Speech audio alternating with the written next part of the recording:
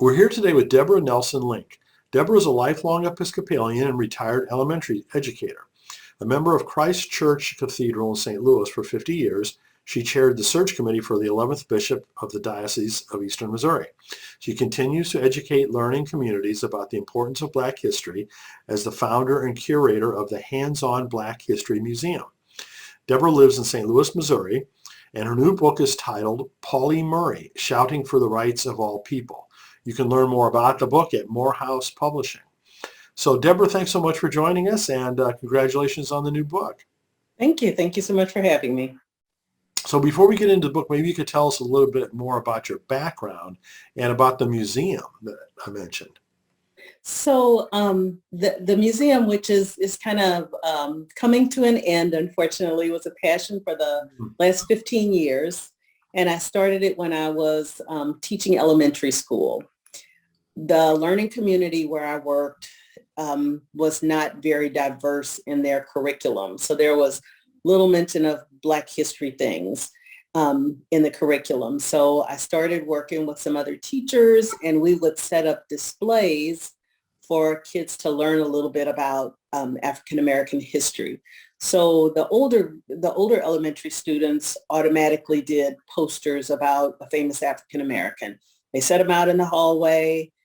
After they fell down off the walls, the teacher sent them home. And that was just not the most efficient way, I thought, to use those posters. So we used their posters, books from the library, and our own artifacts to create what felt like a museum experience for the kids. Pardon me. So they would set up in the cafeteria, and they'd have a poster, and then they'd have a book that the older students could read to younger students. And for example, we did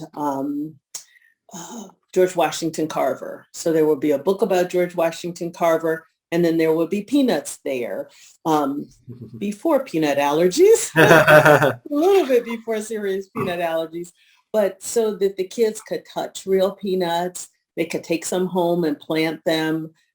They could, that would be their hands-on experience with George Washington Carver, so that they remembered him not only from a story that they had heard, but from using the peanuts and using the thing.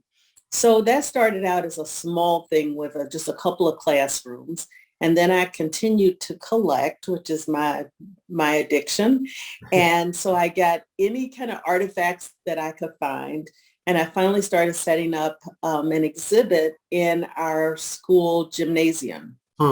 So there were different areas for the kids to explore and learn about African Americans. And the first museum was set up for a couple of days. The next, over a couple of years, it was set up for the whole month. And I would train the teachers how to use the museum with their classrooms. And so we'd have 450, 500 students come through the museum every year. And then I started bringing in guest speakers, and then I expanded it to my church and setting up exhibits at church and bringing in guest speakers at church. And so it was this big, giant thing. And then it evolved into me doing conferences or working with teachers on how to make their classrooms more diverse. And so I would use some of those same materials and teach the teachers how to create those materials for their classroom, rather than me go to every school system in the St. Louis area. It was like, here's how you can do this. Here's how you start this.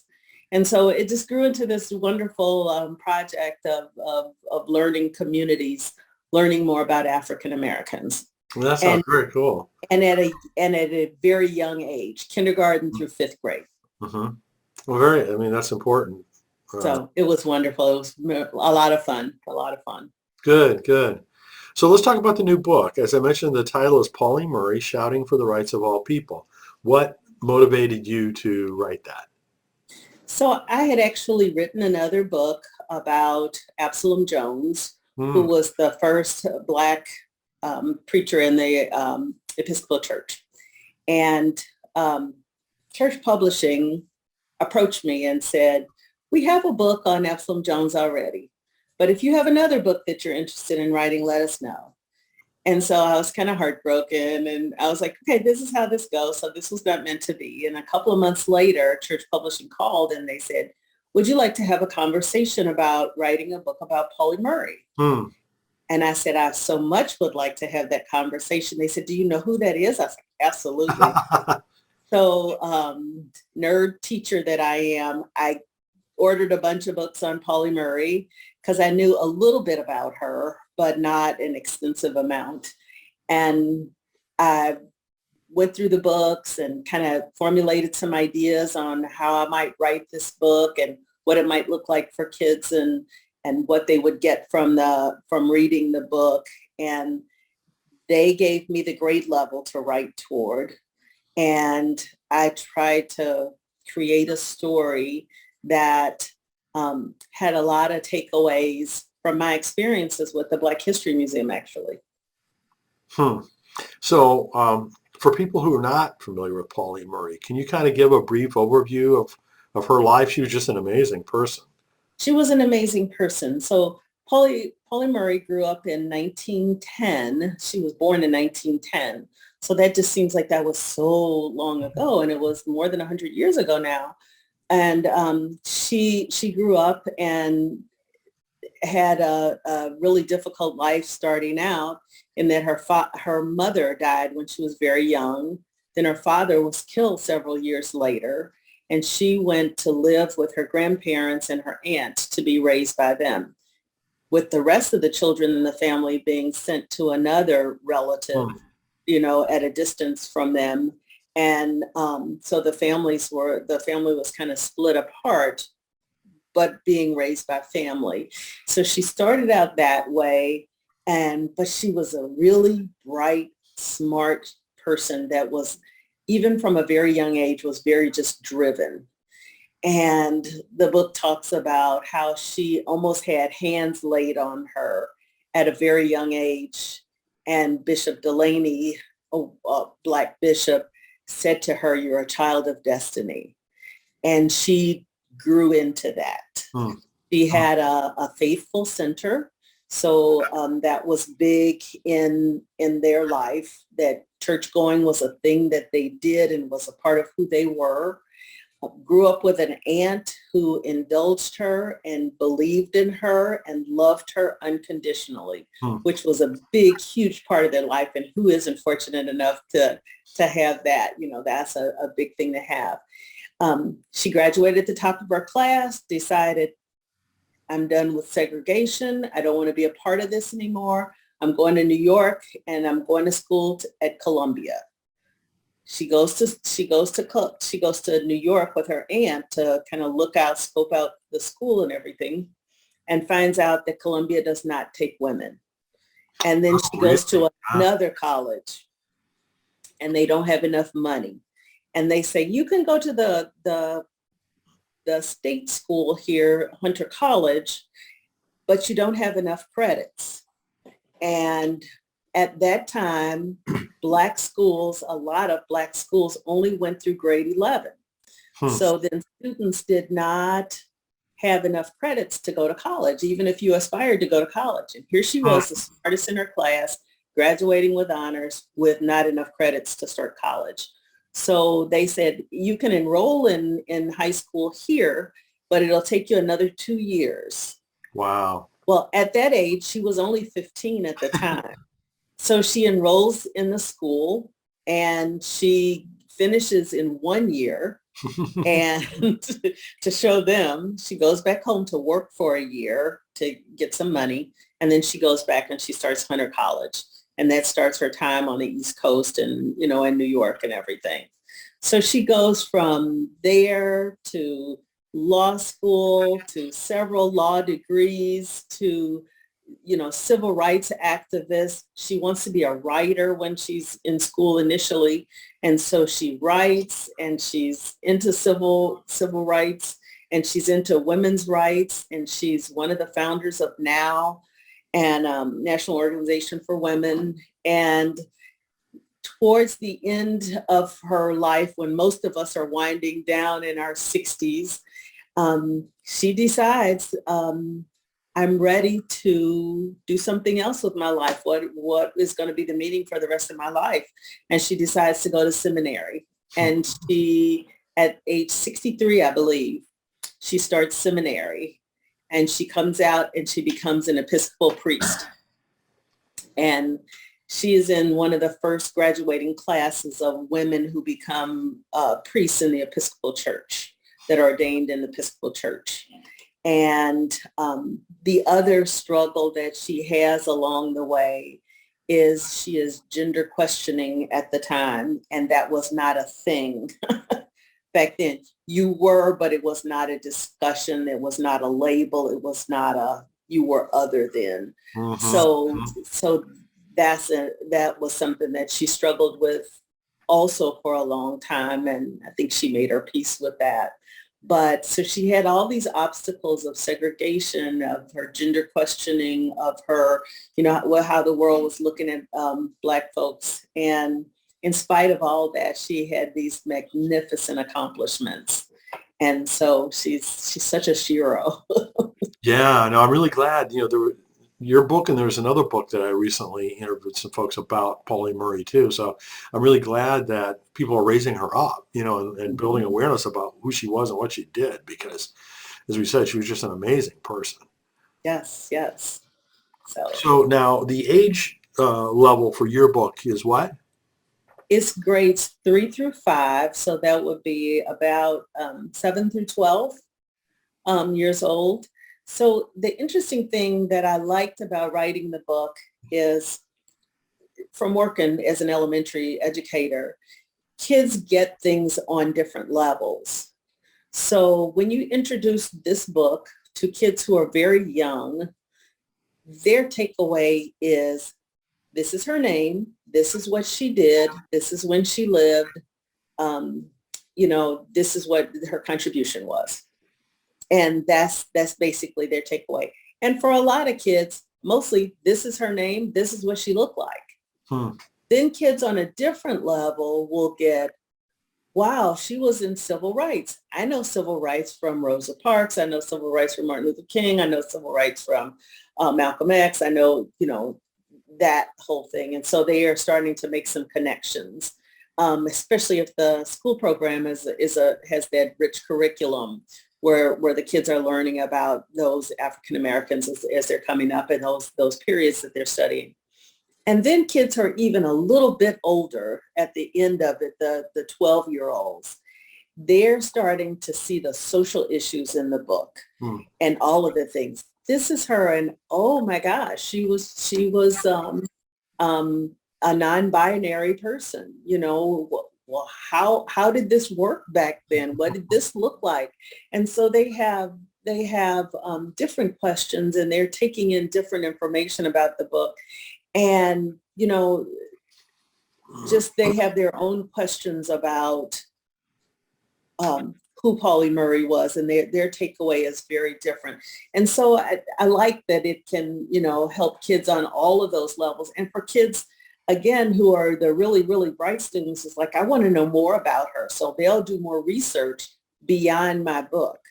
And that was one of the interesting things, that I had a friend that read the book, and she said, I learned so much. That was a kid's book, but I learned so much from that book. And I looked her up online, and she was just fascinating. And I was like, that's exactly what I wanted to do, is I want people to learn more about her. Wow. So how long is the book for that age range? So the book is 62 pages long, but it's written in these teeny tiny kind of little chapters that you can digest really easily. So a page and a half is a chapter, and it might be 2 or 3 pages as a chapter, so that you can get through it. It's not a read aloud per se, unless you were doing the kind of read aloud where I'm going to read these chapters today, and then tomorrow we'll pick up from there. If you're doing that kind of thing.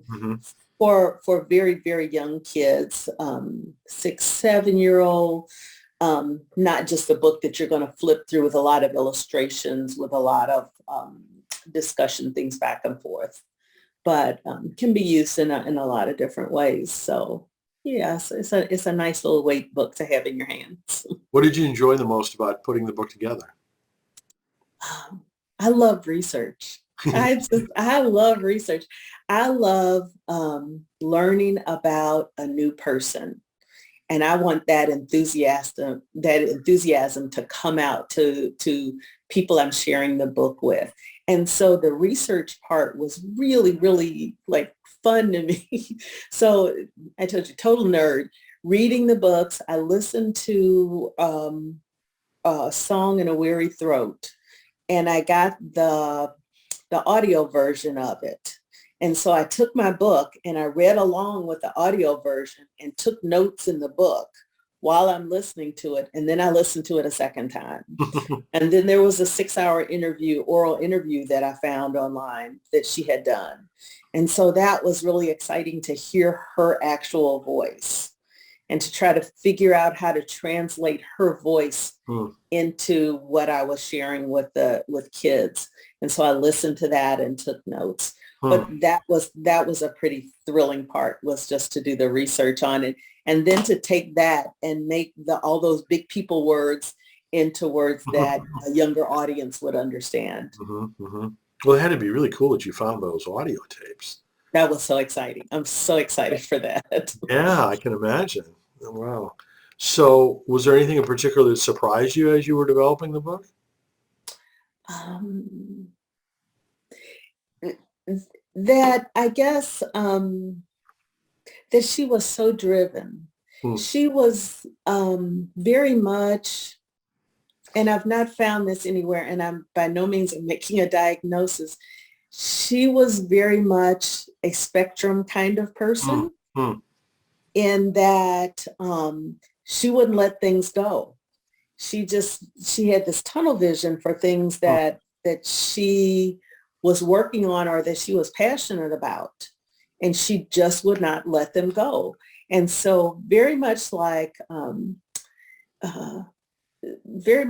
kids that I've worked with that are somewhere on the autism spectrum, and nobody calls that out. They say all kinds of other things about her, but nobody ever says that. And I suspected that may have been part of her personality in the way that she went about things. She always was like unfiltered and kind of spoke her mind, and that's a thing, for people. But she just was always like, nope, I mean this, and this is the only thing I meant, and she would just kind of go at it and just keep at it. And so I was like, wow, that you weren't even a meek person or that humble during that time to try to navigate your way through all these obstacles, but you were just straightforward. And she was small in stature. So she had a larger than life personality. And I actually talked to a woman that was the secretary at St. Mark's, where she attended church. And she knew just a little bit about Paulie Murray from, some small interactions with her. And she said she always stood up nice and tall, and which was what my mom used to call a big attitude. She said she just had this larger than life. She said she was no nonsense. And she said she was just this a force of nature kind of person is what we call it. And that was very evident. But I thought, wow, that's really that's really cool that you could be that kind of person. Back then, that a lot of times we think about African Americans in history and what kind of person they had to be to navigate the world at that time. Did you have to be a little quiet? Did you have to pull back? Did you have to, be a little, less of yourself? And she was not. And she didn't apologize for it. I love that about a woman that's not apologetic. Well, she was so brilliant, obviously, Yes. for all the things that she accomplished. So, when you're brilliant and you're driven, that's quite a combination. That makes you a force of nature. Yes, exactly. Exactly. So What would be the one thing that you'd like for your readers to take away from the book? I want them to learn about this new person that they may not have heard of before. One of the things when I work with teachers and I'm telling them about how to make their classrooms more diverse and materials to bring in their classrooms, I say, if every year you talk about Martin Luther King and Harriet Tubman and, same people, the kids are not really learning. They're repeating stuff from kindergarten, from second grade, from fourth grade, from whatever. And you have to introduce new names to children and new personalities. And then history becomes a puzzle. And all of these people are connected in so many ways. When you start looking at Pauli Murray's story, and this is a new person that you're introduced to, all of a sudden, there she is in history, and there's Thurgood Marshall, and there's Langston Hughes, and there's James Baldwin, and there's, there's Eleanor Roosevelt. So it's like that connectedness of all of us in history is such an amazing thing. But you can't do that if you're learning about the same person over and over again. Absolutely. No, that makes a ton of sense.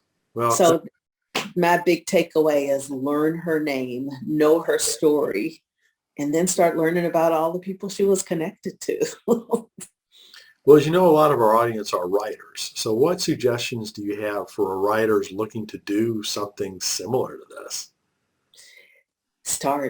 Just start. I mean, it took somebody calling me. I've been writing stuff since I was in 8th grade. I wrote a script for a school play that they broadcast over the school radio station. And so the bug hit me a long time ago.